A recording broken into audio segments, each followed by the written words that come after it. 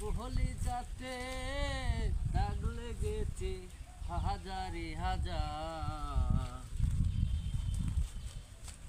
ভাল লাগে না কাজটা।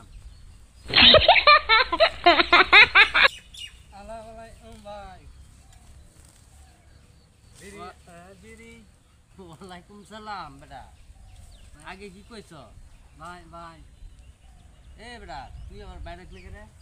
ভাই বিড়ি বিড়ি এ বেটা তোর বাপ আমার লগে ফুটবল খেলছি, তারপরে এই যে একটা ক্রিকেট খেলছি, তারপরে আর ওই যে গাঙ্গ মাছ মারছি, তারপরে হাড্ডু গুড্ডু খেলছি, বুঝছ?